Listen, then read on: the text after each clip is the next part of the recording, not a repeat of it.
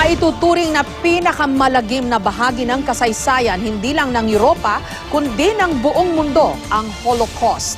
Milyon-milyong Jews ang pinapatay ng Nazi Germany sa mga concentration camp at gas chamber sa iba't ibang bansa gaya ng Germany at Poland. Ang kabanatang ito ng kasaysayan ang isa raw sa mga nakapukaw kay St. John Paul II at naging daan para sa kanyang bukasyon. Hindi ito ang tipikal na pasyalan.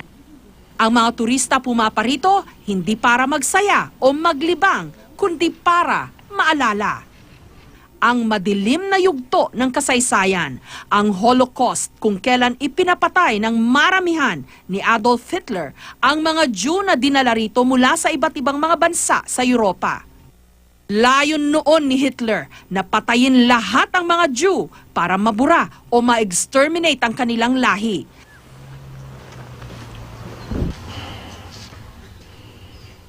Mahigit 1 milyong tao ang pinatay dito sa Auschwitz, karamihan sa mga gas chamber katulad nito. From the gas chamber kung saan hinuhulog yung poison from holes in the ceiling for about 700 people, diretso yung kanilang katawan dito sa mga crematorium. Ang sabi, every day about 340 bodies were burned in this crematorium. Marami raw ito dati, but only this one survived.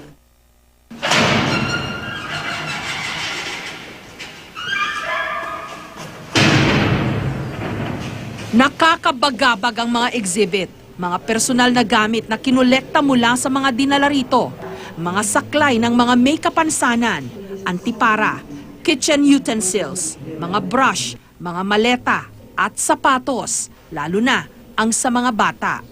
Tinatayang 200 ang mga batang namatay o pinatay rito. Pero ang pinakamahirap makita, ang 2 toneladang buhok na kinolekta ng mga Nazi mula sa mga Jew para gawing tela na ginawang tulugan at pampatigas ng kuwelyo ng kanilang mga military uniform. Ang tawag daw sa building na ito ay Death Block. Ito yung pinaka-notorious na building dito sa Auschwitz camp na ito.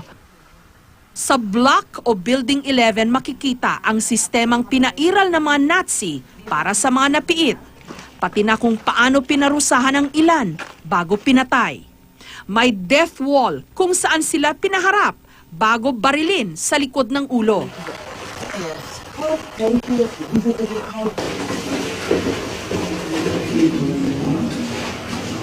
May isolation chamber sa basement kung saan ikinulong si Father Maximilian Kolbe, ang Catholic priest na ibinolontaryo ang buhay para mailigtas ang ibang Jew sa kamatayan.